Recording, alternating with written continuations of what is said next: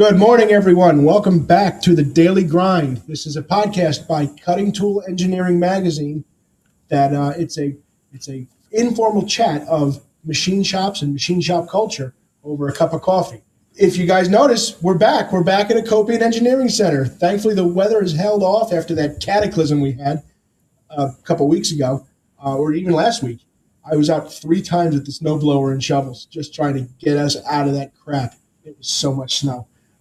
So being at Lafayette, Lafayette offers an unparalleled engineering curriculum to put you ahead of the pack when it comes to getting your first job out of college. So if you or someone you know has a high school age student looking for an engineering school, please, I advise you to say Colonel or why not and join us here at Lafayette. Now, that's also to say that all of the skilled trades, if you find yourself needing to be somewhere or needing a change of pace in work, the skilled trades would love to have you. So let's make our first cut of the day. Today, speaking of coffee, we have my new favorite. It is the Strange Animal Brew by Blackout Coffee Company. So it's very good, very, very good. I suggest you get some. Today, we are joined by Ron Cook of Fullerton Tool Company. These guys make off-the-shelf end mills, and they make very custom cutters, and we'll dig into all of this as we go. So, Ron, thank you very much for joining us today. Thank you. It's a pleasure to be here. As with all my guests, let's start with a brief backstory. Who are you? How'd you get here? What's your title with the company? Dig into you, please. Right. Well, as you mentioned, my name's Ron Cook, and I am in applications design and R&D in production. Pretty much have my hands in a few different areas. I started off back in the early 90s in cutter grind, making carbide cutting tools for a company that did not have any CNC equipment. So it was all done by hand and by hand machines, air bars, Keller grinders and such. So I learned about cutting tools. And then after a few years of doing that, I decided I wanted to get into machining. So I went into machining and took some Mastercam courses and started machining for a medical instruments company. Did that for a lot of years, working in their prototype department, doing a lot of anything to work on the skeleton for cutting on the bones. So after a few years of doing that, I went into aerospace and did that for a year or two, and then found myself drawn back to cutter grinding again. I just love making carbide cutting tools and helping out manufacturing. Wonderful. So we mentioned your company, your employer. A shameless plug for them. Who are they? And what is their bread and butter? What's their specialty? Fullerton Tool is your complete go-to for round carbide cutting tools. We make just about anything you would need for a mill or lathe, from boring bars to burrs and reamers and special cutters, drills, end mills. Just about any type of tool that you need, we can put together. Custom one-offs. We do pretty much the whole carbide thing. So right before we went live today, you were showing me a few samples. Do you still have them? Yes, I do. This is one that we recently developed. It's called the VMAC, and it is a tool that's designed for cutting Inconel. Inconel is a tough material that a lot of the guys are after nowadays to try to figure out how to cut. And so we've developed a tool through rigorous testing in the R&D lab that cuts the Inconel really well. We can... It's a full actual tool, so it's designed to go full depth with 10% radial in HEM machining. So it's a high efficiency tool, and it's really taken off well in Inconel. We're having great success with it. You developed a high efficiency cutting tool for Inconel. Now, you mentioned to me an R&D shop right at Fullerton Tool. So how much fun must it be for those guys to push those things as hard as they can to see what they break? Yeah, we really enjoy pushing them to their limits, trying it in different materials to see exactly how it works. But Inconel was the main goal, just because everybody's having such a hard time cutting it, that we really took a lot of time and a lot of hours running it through material testing to see how long it would last. We want to make sure that we can give the customer the biggest bang for their buck when it comes to the end mills. Oh, man. So now, again, we were talking briefly before the show started. You had saved a company who will remain nameless. Did you say $780,000 a year? Yes, yeah, there was a customer that came to us with a problem. They were, well, it wasn't really a problem. It was just a manufacturing idea. And what they were doing is they were turning their part off I'll show you the part here. This is a custom milling cutter. Look at that mirror finish, folks. So what they were doing is they were turning it out in a Swiss style lathe, and they were parting it off, and they were introducing it to a milling center where they used multiple tools to mill this shape into their part.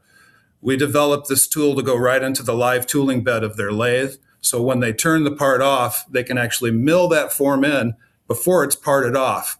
And that did away with the milling center and saved them, yeah, up to 700. I think it was around 780,000 a year in manufacturing, but also opened up the milling center for production. So you're saving more there.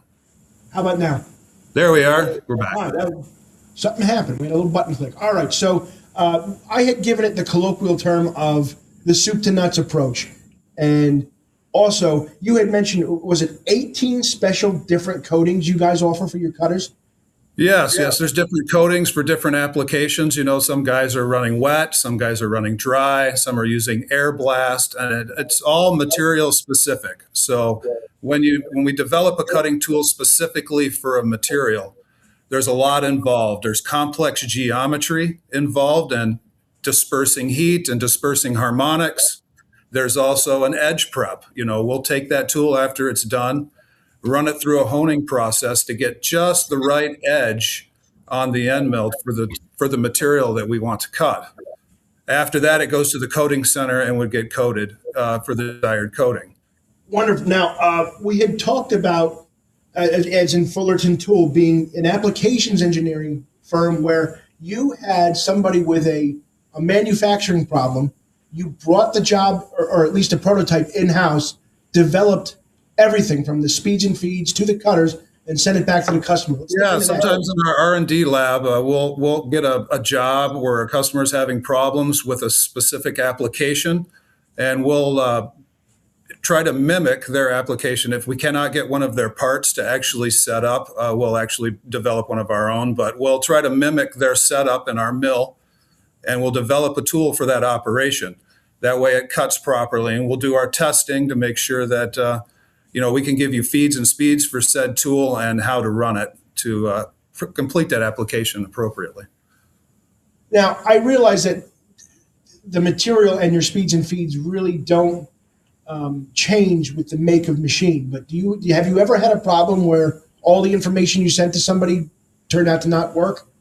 It depends, yes. And some places have really nice equipment, some maybe not so nice, where they're not as rigid as some. And so if we do a test and we find that we try to build our setup around what they have. So if their setup isn't really rigid, we try to kind of come up with some feeds and speeds that would work out for them. It all depends on the machine. There's so many factors involved. But usually when we get with a customer, we try to find out what their needs are and duplicate that so that we can give them something that'll work perfect. Now, I wrote an article for Cutting Tool Engineering a few months ago about tapping aluminum. I realize you guys probably don't get into tap making a whole lot, but my point was, in all of it, was to never take the aluminum for granted. Have you ever come up with a special cutter for even softer or easy to machine stuff that people were having trouble with? Yes. There's so many different materials. Aluminum is one of them, or if you're not careful, your end mill will pack up and you'll end up with a round ball of aluminum on the end of your end mill.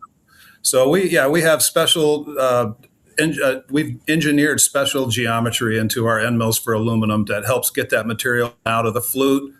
And that works pretty good.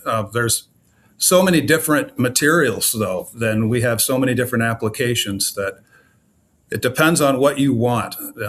We can build a cutter around that material.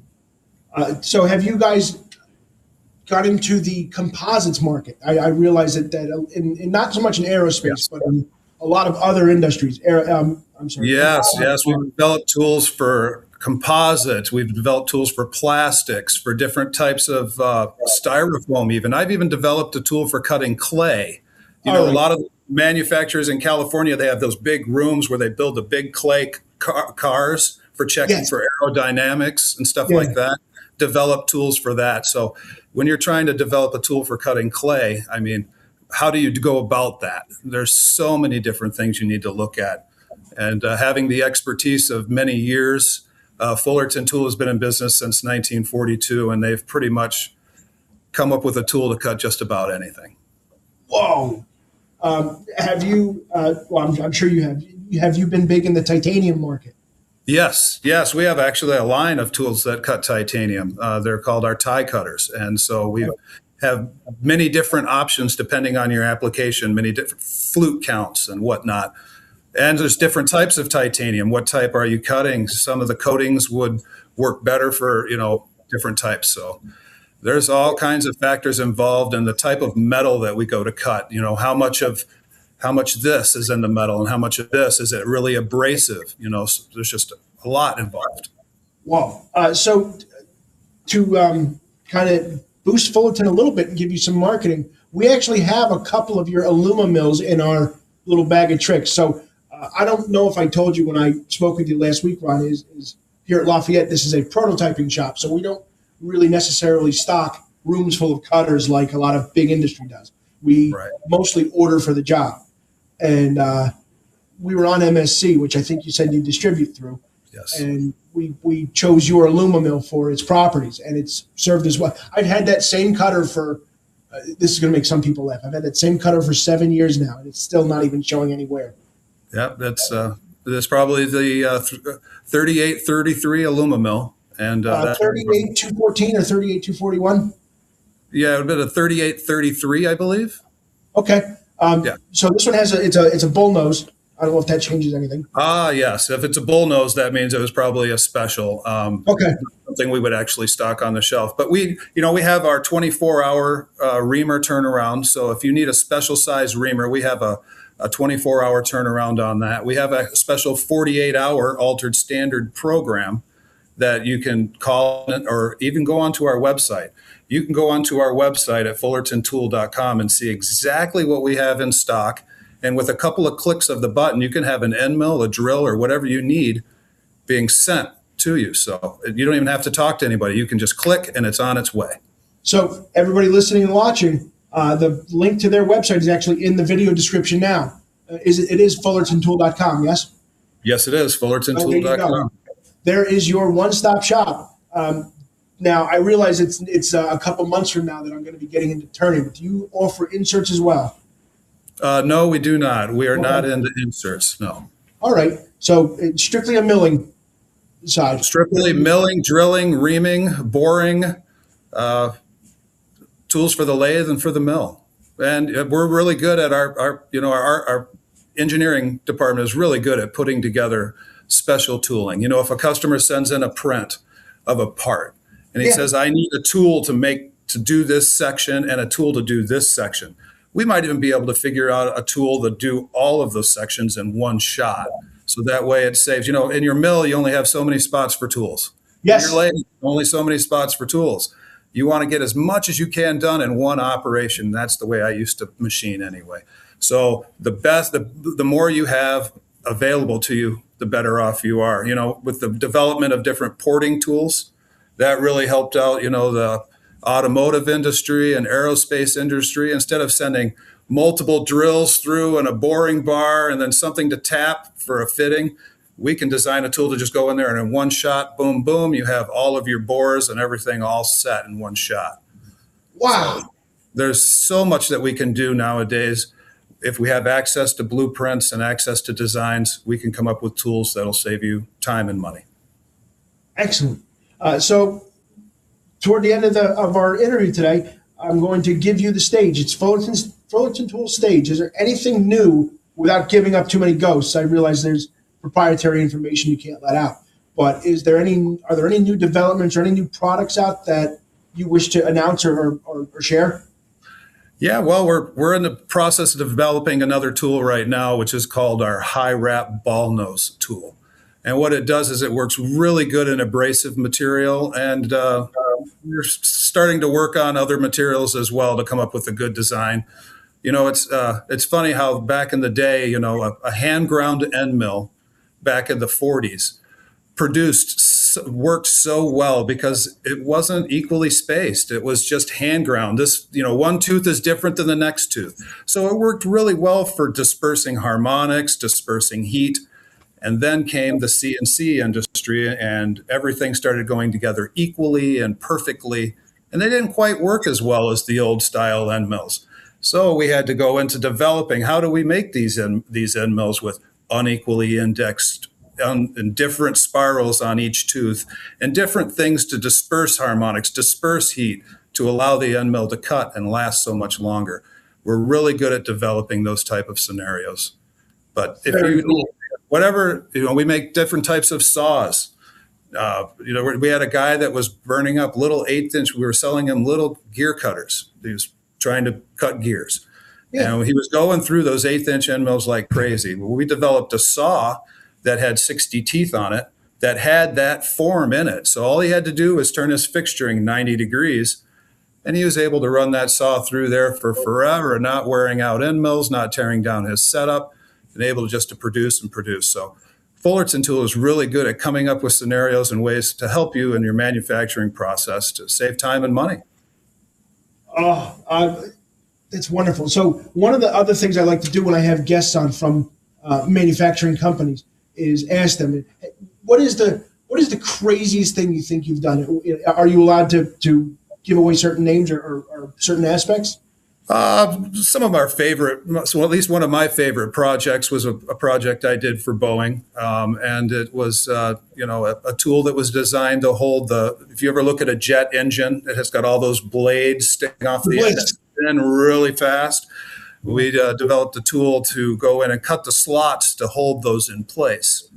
And the tolerances were so tight that you weren't even able to check it on a comparator at 50 power. We had to use our specialized computer to go in and scan it, do a full 3D scan to make sure that everything was to print, because, the parallel call outs were within 3/10 of each other, and that's on a helix. So it makes it extremely hard to check. And then, there was I love tight tolerances. We have what's called a Healy check, and we run Walter grinding machines with Tool Studio. So if I produce a tool that I can't check, I take it over to the Healy check and put it in there, and it does a full scan of the tool and tells me exactly what's in and exactly what's out. And if I want to, it will actually make the changes in the machine for me to correct the part. Touch up the computer talking to computer.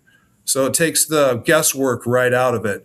Instead of having to sit down and do complex math to figure out how far to move this, the computer takes care of it for us. So you're getting the right tool.